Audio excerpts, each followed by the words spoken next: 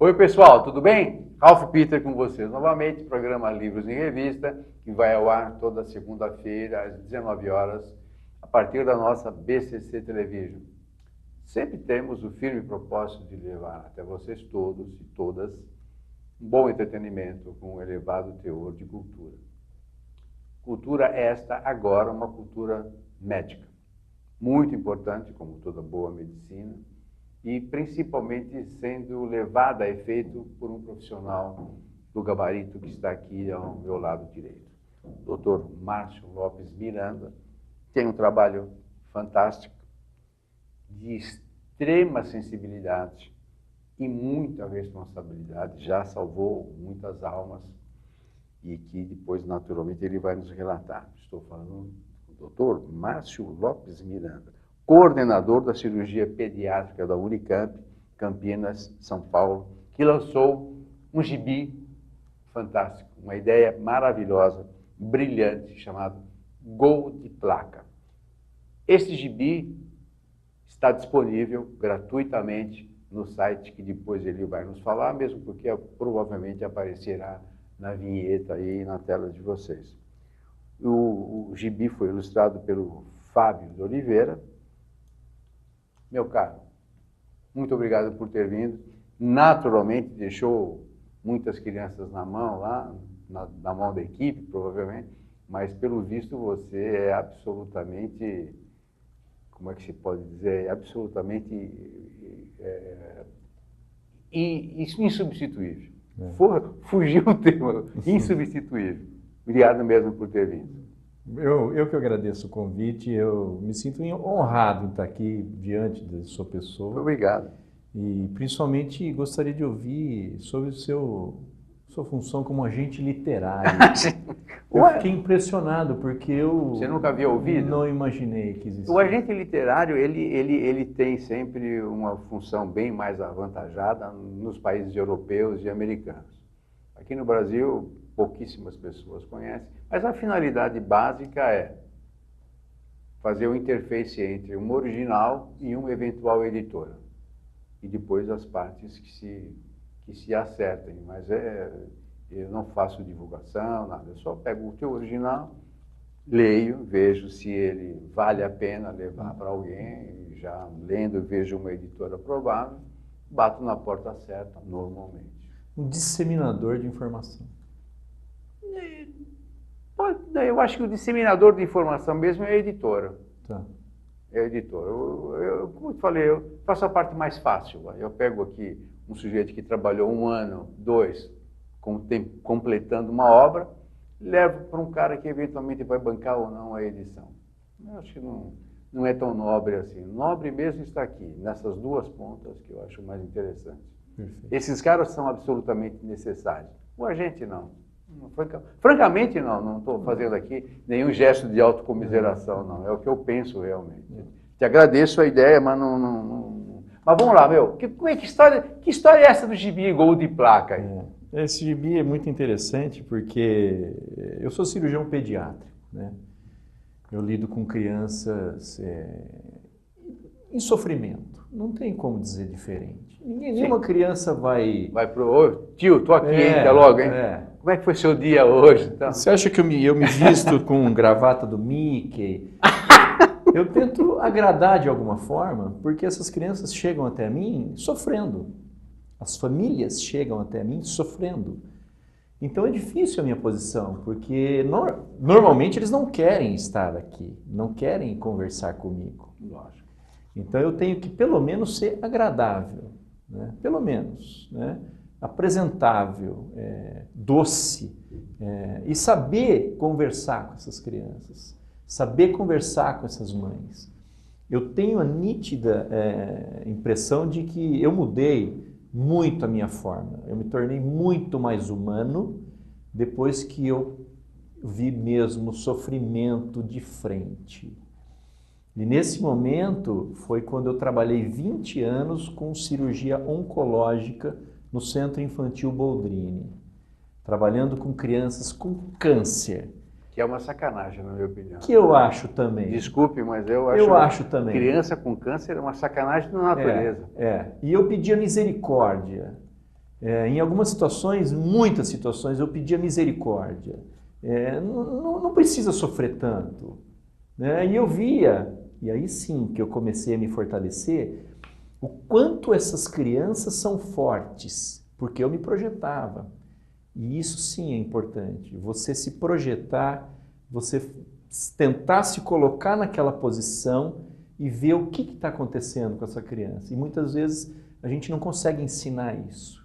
Eu não consigo ensinar para os meus alunos isso, mas a vivência ensina. E por isso que é importante na medicina, a gente tem muita vivência, ensino e treinamento, que é a residência médica, são os estágios que passam nos hospitais. Você mesmo um observador, você aprende muito, né? Então você colocando diante daquela criança, sofrendo, você fala, nossa, como essas crianças são fortes. Como é possível? Muito mais forte do que eu. Você perde o direito de se queixar, né? Ah, eu não tenho desse direito. Eu sou feliz, eu tenho tudo na minha vida, eu tenho minha casa, eu tenho meu filho é perfeito, minha mulher é maravilhosa, tá tudo bom para mim. Já é o marketing isso, né? Não é? Espero que ela esteja vendo. Então, a hora que eu me coloco nessa posição, aí sim vem a necessidade de eu melhorar a minha informação. Informação, né? É. Bacana isso, muito bacana. E aí que virou essa ideia que já há algum tempo eu venho buscando de montar um texto. Foi o primeiro início. Vou montar um texto, mas ficou frio. O texto, lia e como uma orientação pré-operatória. Não, um texto frio, palavras que não me satisfizeram em nada. E aí eu montei uma historinha e com isso eu fui operando pacientes, operei um, operei outro, até que eu achei uma mãe que era editora de livro infantil, que a sua pessoa acabou de entrevistar. E depois doutora Sandra Sá. A Sandra. E depois encontrei um artista gráfico que também operei o filho. Pronto. Juntou as pontas. Pronto. Uniu o útil ao agradável. Vem cá todo mundo, por favor. Eu preciso fazer a minha informação chegar para as famílias. Me ajudem, traduzam a medicina, por favor. A medicina se afastou muito da população. A medicina desenvolveu muito, só que esqueceu a população lá atrás. Ficou um gap, ficou uma distância muito grande entre a doença e a informação. Agora, claro, tem o Dr. Google, né? O Dr. Google é uma beleza. Os pacientes chegam para a gente e já sabem tudo. Já dá o diagnóstico. Tudo pronto, tudo pronto. E até é interessante falar, se você veio até mim para uma segunda opinião, né? Então procure o Dr. Yahoo. E pronto, esteja satisfeito. Beleza isso. Essa é fácil. Mas agora, a intenção do gibi, qual foi? Foi simplesmente fazer com que essas famílias traduzissem, né? De uma forma técnica, porque eu sou escritor técnico. Eu tenho livros técnicos, eu tenho artigos publicados em revistas, mas eu não sou um escritor que eu consigo chegar para a família, né? Para chegar para o público em geral. Um trabalho de empatia muito, né? Como você falou, descer no lugar do outro, colocar-me no lugar para ver o que ele está assim. E é difícil isso. Por mais que você tente, não. É difícil conseguir. Difícil. Mas você conseguiu, pelo visto. Não sei. O que eu estou tendo agora é um retorno muito gratificante, porque o Fábio e a Sandra, que são os que me auxiliaram, o Fábio traduziu algumas palavras minhas, falou, doutor, é melhor a gente não escrever disso, porque pode assustar um pouco. Eu falei, tá bom, Fábio, então você vai traduzindo aí para o nosso público, né? Se coloca no lugar do garoto. Seria melhor pegar uma garotada? Mas ele, inclusive, ele é artista gráfico e ele faz um programa de criança. Então ele tem já um pouco de habilidade para isso. Tem um jeitão. E com isso eu consegui trazer, por exemplo, vamos citar aqui, uma historinha em que o menininho vai passar por um procedimento cirúrgico, ele faz um diagnóstico, então eu já informo como se faz um diagnóstico. E aí depois ele tem medo de colher sangue. Ah, mas eu vou ter que colher sangue? Simplesmente vamos no laboratório, vai doer? Ele pergunta, vai doer? Ou simplesmente uma coleta de sangue. E aí continua a historinha junto com a mãe conversando. E ele vai depois no anestesista, que é a visita pré-operatória. Então, a cada momento, a gente vai desmistificando os passos necessários e seguros. Porque hoje existe a segurança, né? Eu preciso de uma segurança cirúrgica. Eu preciso saber quem é a criança. Eu preciso saber o lado que vai ser operado. Eu preciso saber se ela fez exame pré-operatório. Eu preciso saber se o anestesista liberou para o procedimento cirúrgico. Então, esses são passos da cirurgia segura, que é um programa da Organização Mundial da Saúde. Então, isso a gente está embutido nessa linguagem lúdica, né? E aí passa pelo anestesista, e eu achei interessantíssimo a hora que o próprio Fábio coloca em tipo checkmark, mostrando o jejum. Olha o que é o jejum e o quão importante é o jejum pré-operatório. Né? Por que tem que ser feito? Por que tem que ser feito? Para mim é o maior risco, é você ter uma criança que sem querer foi na geladeira, pegou alguma coisa, o pai não viu, comeu e vai fazer um procedimento cirúrgico. Então esse gibizinho para mim ele tem uma importância muito grande porque ele me dá segurança.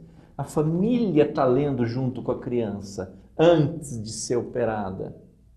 Então isso dá uma segurança muito grande para o procedimento. Não é mais aquela orientaçãozinha médica que você leva para casa e depois você nem sabe onde você põe.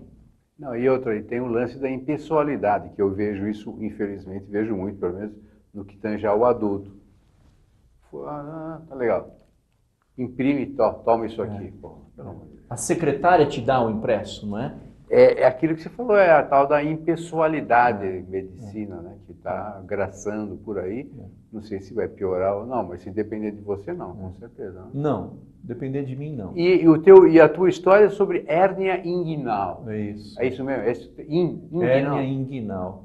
Que A hérnia inguinal hérnia, é qualquer abaulamento ou qualquer abaulamento que existir no corpo. Você pode ter hérnia cerebral. uma bolinha. Que atravessa uma cavidade para outra. Hérnia cerebral, hérnia pulmonar, hérnia abdominal. E a mais frequente na criança é a hérnia inguinal, que é uma protrusão do próprio intestino que passa pelo canal inguinal, que por onde passou o testículo. Então, toda criança tem esse canalzinho aberto. A maioria delas, esse canalzinho fecha. Uma porcentagem pequena, uns 10%, mantém aberto. E podem desenvolver uma hérnia. E aí vai estufar, vai abaular. E dói aí, isso? Dói? E dói e limita. Não pode correr, naturalmente. E inclusive pode ser uma tragédia. Pode se tornar uma tragédia, porque o intestino entra ali e pode prender. Claro. E aí, nos grandes centros que a gente vive, isso não é um problema, porque logo ali já tem um hospital. O problema são crianças que vêm de outros estados, que pegam um ônibus com uma hérnia inguinal encarcerada e demora 12 horas para chegar aqui. A hora que chegou aqui, o intestino já perfurou. E aí ela pode morrer por causa de uma hérnia inguinal. Então, você vê a diversidade que existe no nosso país. Né? Uma simples hérniazinha que eu posso fazer um procedimento em 30, 40 minutos. Simples dependendo de onde você está, né? Que horror. Depende da referência, né? E vai ter alguma outra, vamos chamar de moléstia, é isso ou tem algum outro nome? Eu quero sim, já estamos no segundo... É certo chamar de moléstia aí? Moléstia, doença, né? Eu tenho um segundo episódio que são crianças mais graves, inclusive nós fizemos o lançamento desse gibizinho lá na Unicamp, foi sensacional, teve teatro, teve emoção, eu chorei. Imagino.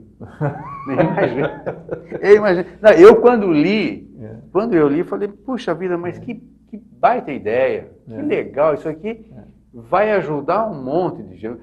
Imagina que todo paciente que sai do teu consultório, você entrega um disso aí. Já. Inclusive, vários colegas... Até porque serve para tudo, né? A ideia da hérnia é por ser muito comum em cirurgia pediátrica, ela é um protótipo.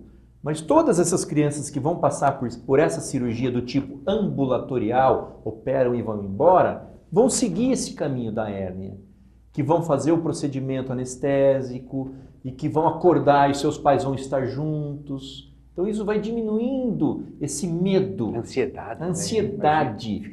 Né? Eu passei, quando era... Minha mãe quase me mata numa cirurgia de apendicite.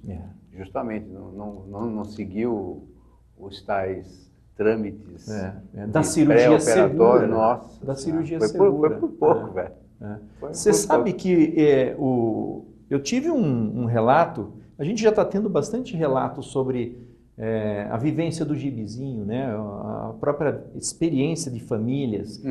E uma mãe simplesmente foi operar um que era pequenininho e quem estava extremamente preocupada com a situação era a irmã. A irmãzinha estava chorando porque o irmão ia ser operado. E aí ela pegou o gibi e começou a ler com a irmã. A irmãzinha ficou extremamente satisfeita. Eu não esperava que um gibizinho ia atingir a irmã do meu pacientinho. Então você veja, uma sementinha que é simples, é um gibi. Mas eu acho que justamente pega a periferia toda. Porque quantos adultos você conhece que nunca tiraram sangue? Até porque tem medo. Pô, eu tenho um monte de amigos que se vê uma agulha, desmaia. Tem um monte de gente assim. Então, dependendo, como você acabou de dizer, dependendo do lugar onde a criança está, talvez não dê tempo de tirar o sangue. Pô. Ou nunca uma cirurgia de urgência. Pois é. Agora, você me contou ao telefone uma cirurgia que você já está ficando mestre também, que é a tal de intrauterina. Você me contou por gentileza, presenteie-os com esse relato, porque foi fantástico isso aí. É muito interessante. Inclusive, é o motivo, o tema do próximo número. Que legal. Que são crianças que são extremamente agredidas pela malformação, né? São crianças que têm um defeito na espinha, que chama espinha bífida, ou mielomeningocele. Muito legal esse nome, vou anotar. É o meu próximo apelido. Desculpe. E essas crianças que têm essa espinha, que é a coluna aberta, bífida, aberta, e aí com isso intrauterino, já essa malformação se manifesta já dentro do abdômen materno, dentro do útero materno, a medula já está sendo agredida. Então, quando essas crianças nascem, elas nascem sem mobilidade de membros inferiores e sem função vesical e fecal. Então, são crianças, são os cadeirantes. Então, o próximo gibi vai versar sobre isso, sobre desde esse tratamento intraútero, são duas crianças conversando. Em geral, são crianças belíssimas, são crianças cheias de alegria, são crianças cheias de vontade de viver e que estão conversando, só que uma delas que tem a espinha bífida é incontinente fecal e urinário. Então ela usa fralda. Então ela passa toda a infância dela sofrendo bullying, sofrendo agressões, porque ela cheira urina e cheira fezes. Então, a partir de uma certa data, a partir de um certo momento da vida, a gente consegue fazer cirurgia, um procedimento que eu aumento a capacidade da bexiga. Eu posso ser técnico assim? Falar tecnicamente? Por favor. Eu aumento a capacidade da bexiga. Quase que nem ouço você perguntar de tão enfronhado que eu estou na tua explicação. Sério mesmo. Então veja que interessante, porque ela perde urina porque a bexiga dela é pequenininha e desconectada da medula e do cérebro. Então ela perde urina. E fezes também, ela não tem sensação para poder evacuar. É um lance neural, literalmente. Como se um seccionado medular, tomando um tiro na coluna. Eu não tenho nada daqui para baixo. Só que isso foi feito intraútero, uma malformação intrauterina, que em algumas vezes a gente consegue prevenir, tomando ácido fólico para a mamãe. Então já diminui bastante a incidência. Então o ácido fólico materno já diminui bastante a incidência da espinha bífida. Agora a nossa criança já cresceu, eu preciso tirar ela da fralda. Cresceu até que idade? Ela precisa estar comprometida com a situação, porque é uma cirurgia grande, é uma cirurgia que demanda um cuidado especial e, inclusive, um comprometimento dela. Por quê? Porque eu vou fazer uma ampliação da bexiga para que eu consiga reter mais urina e não fique perdendo urina. Como se eu aumentasse o tanque de gasolina do seu carro, para me dar autonomia. E eu preciso depois fazer um mecanismo para que ela consiga passar uma sondinha sentada na cadeira dela, passa uma sondinha, joga na privada e esvazia a bexiguinha dela. Com isso ela fica seca. Nossa, mas isso é muito ruim. É ruim para todos nós, que a hora que eu estou com vontade eu vou no banheiro e vou fazer xixi. Para essa criança não, ela perde urina na fralda, ela cheira urina. A qualidade... É antissocial, né, literalmente. Muito. É antissocial. E a qualidade de vida melhora extremamente, é uma melhora muito grande. Ela sai do ruim para o bom. Mas e o lance da coluna, da espinha que continua aberta? Isso, muito bem. No começo, então, quando ela nasce, o neurocirurgião vai e fecha a coluna dela. Só que fecha e não reconstrói a inervação que foi perdida. Então ela simplesmente tem a coluna fechada, mas a inervação, os fios estão rompidos. E são irrecolocáveis. Irreparáveis. Não existe ainda nenhuma reparação. Aí entra aquela pergunta primeira, mas será que eu posso ajudar essa criança intrauterino? Será que se a gente começar a fechar essa coluna dentro do útero, que antigamente era um santuário, meu pai era um baita de um cirurgião, na década de 50, formado aqui em São Paulo, o útero era imexível, era uma tumba de faraó, não podia tocar no útero. Hoje não é mais um santuário, o útero é possível. Sim, é porque não tinha tantas técnicas que tem hoje. Sim, e outra, qual que é o problema de um útero? Você invade o útero, ele expulsa o feto. Corre esse risco. Ainda se corre, só que hoje com medicações você consegue invadir o útero, fechar aquela medula num período correto, diminuir a lesão da medula e com isso a criança nasce em melhores condições. Não que ela esteja curada. Eu aprendi uma vez, numa entrevista com o professor Drauzio Varela. Isso eu repito quase que diariamente para os meus alunos na Unicamp. O médico não tem o dom da cura. Ele tem que ser especialista em amenizar sofrimento. E isso, eu sou especialista, eu falo isso com o peito cheio. Isso daqui é amenizar sofrimento. Não estou curando ninguém. Eu estou amenizando o sofrimento familiar. Eu estou amenizando o sofrimento de uma criança que pudesse ler. Apazigua um espírito. Sim, a alma, não é? É só isso que eu quero. Eu não quero curar ninguém. Eu acho que o dom da cura é divino. O senhor acredita nisso? Eu acredito, mas eu acredito muito que o dom da cura é divino, mas colocou, sem ironia, colocou você no caminho para fazer essa interface. Você é o agente dele, natural. É como a gente aqui, o leigo, vê o médico. Claro, erros acontecem, assim como tem advogado que malversa uma lei ou vai por aí. Mas 99% ou mais dos casos você exerce a boa medicina e sim, senhor, cura. Claro que cura, claro que pode ter, dependendo do prisma religioso que você tenha, pode ter a mão divina ou não. Pode ser um karma ou não, dependendo da tua inclinação religiosa, você acredita naquilo que bem entender. Mas por entender naquilo que você queira, tem que ter o técnico, tem que ter o especialista. E é claro, no alto da tua modéstia você falou que não cura ninguém, mas seguramente você cura, ou pelo menos apazigua muito o espírito daquele que esteja sentindo-se maculado por uma moléstia, uma doença, uma endemia qualquer.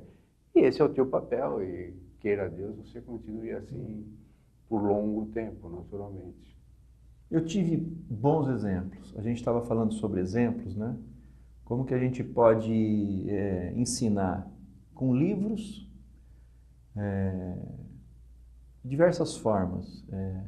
Mas eu acho que o exemplo, o bom exemplo, Sim. é fundamental. É o mecanismo mais eficiente. É que nós estamos falando com a doutora Sandra.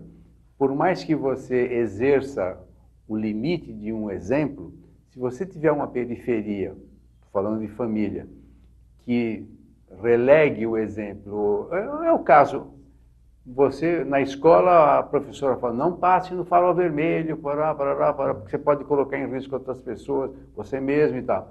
Aí a criança entra no carro, o pai, por uma jactância de palanque, faz questão de passar no farol vermelho. Qual é o exemplo que fica, naturalmente? O maldoso. Que é possível fazer. É lógico. Se meu pai faz, que é meu herói, a minha mãe faz, que é a minha heroína, também posso fazer. O professor falou, isso não vale nada, bobagem. Agora, o teu gibi fica, né? Porque ele leva para casa. É inédito, eu nunca vi algo semelhante, não que não haja, mas eu pelo menos nunca vi, deve ter algo semelhante. Mas aqui no Brasil eu nunca vi. E espero que continue também, porque afinal de contas é um exemplo, esse sim é um exemplo fantástico, porque é lúdico. Se pega no lúdico. E a criança é lúdica, assim como briguei com a Sandra que a criança é cruel, mas ela é lúdica também por natureza. Então essa dicotomia é muito importante. E você bateu numa chave mestra. Seguramente vai abrir muitos corações ou vai fechar muito terror que vem por aí, porque naturalmente uma família com alguém adoentado, uma criança principalmente, é um horror, né, velho? Que é uma caixa de surpresa. Né? O adulto, quando fica velho, tá velho, bom, isso aqui, bom, tá no caminho, na lógica ele está indo embora. Agora uma criança, eu fico imaginando como é que um ser como você é, sensível, e que militou, não sei se ainda milita com crianças com câncer, que deve ter uma vida mais curta que as outras, naturalmente, como é que fica o coração da gente? Qual é o mecanismo que você utilizou para ganhar uma certa frieza, para não chorar em cada cama, em cada leito? Como é o mecanismo disso? Eu não consigo. Eu não tenho nenhum mecanismo e evito que algum mecanismo me impeça disso, porque isso me move. Mas não atrapalha? Não atrapalha, mas ao mesmo tempo me aproxima. As famílias se sentem seguras porque sentem que eu estou envolvido com a situação. Não tem pior situação em que você chega no médico, ele olha para sua cara e tampouco sabe seu nome e a hora que você vira as costas, próximo. Já nem lembra mais de você. Lembra mais. Até porque não dá muito tempo hoje, né? Muito rápido. Então, eu não me privo disso, eu me sinto bem, eu estou até emocionado agora por isso, mas essa é a vida, as crianças sofrem e eu sofro junto. Estou dando risada porque eu nunca ouvi isso. Sofro junto, eu gosto de sofrer junto, eu me sinto bem porque isso me aproxima muito da doença. Claro que existem profissionais em que se colocam mesmo e até se protegem numa armadura. Uma armadura. São profissionais duros, são profissionais que trabalham frequentemente com isso e que lidam muito com a morte de perto, não é? Eu não lido com a morte, eu lido com a vida. A mortalidade na nossa especialidade é baixa. Crianças são muito fortes. É baixa a mortalidade? É baixa a mortalidade. Eu falei uma grande bobagem. Não, a bobagem não é bobagem nenhuma, porque inclusive o câncer na criança chega em 70% de cura. Né? Então, quando a gente tem uma mortalidade alta, idosos, né? Em unidade de terapia intensiva, a mortalidade é altíssima, morrem todo dia. Sim. Então, eles sim, esses profissionais sim, não se envolvem tanto, porque o sofrimento absolutamente é muito natural. grande. Literalmente é natural. Né? Vulgariza a morte. Né? Eu não, eu sou um ser humano, me permito sofrer, me permito... Meu filho sabia quando eu voltava do hospital, falou, pai, o senhor estava no hospital, né? Você volta abatido. Volta abatido. Putz, você quer brincando? E ele me punha para cima. Dia seguinte, vamos de novo. Então, é gostoso. É gostoso sentir emoção. O ser humano é emotivo por natureza. Eu sinto pena de quem não tem emoção. Não é? Eu também. Eu também. Não é mesmo? É isso aí. Meu caro, bela aula. Gostei muito. Tomara todos os médicos do mundo vejam você, não só através do nosso programa, mas através das tuas obras e palavras, que são sempre boas. Mas, infelizmente, estamos encerrando. No próximo gibi, vem de novo. A porta está aberta. Se vocês quiserem, eu estou Não, já você está literalmente intimado, porque é uma presença digna, muito boa mesmo e absolutamente necessária. São atitudes como a tua que farão com que a gente ainda acredite na boa medicina. Você está de parabéns e em nome de todos os espequinautas que estão nos vendo no mundo todo, receba as nossas congratulações e principalmente o pedido de que você continue assim. Não mude, por favor. Com Deus ou sem Deus, como queira, mas por favor, não mude. Fique assim, do jeito que você está. Claro que a tendência é melhorar. Então, por favor, fique sempre conosco. Muito obrigado. Obrigado você por ter vindo. Conversamos, recebemos uma aula fantástica do Dr. Márcio Lopes Miranda, que trouxe ao mundo belíssimos ensinamentos e, principalmente, sem querer fazer uma rima pobre, o afagar de sofrimentos. Doutor em Campinas, sempre militando pela Unicamp. A área atual é? Cirurgia pediátrica. Cirurgia pediátrica. Simplesmente fantástico, emocionante e, desculpe falar novamente, meus parabéns e os nossos agradecimentos. Pessoal da técnica, muitíssimo obrigado. Maria Estela Guedes, através do site www.com, que nos abre portas e janelas no universo lusófono, nosso muito obrigado. Espero não decepcionar-vos. E a jornalista Patrícia Nascimento, que fez esta ponte maravilhosa, que venha com outras, por favor, www.entreaspas.jor.com.br. A jornalista aqui em São Paulo é 11 9 4542 5832. Mestre, muitíssimo obrigado mais uma vez. Pessoal, com todas as lágrimas do mundo, nosso muito obrigado. Passe bem, até logo. Tchau, tchau.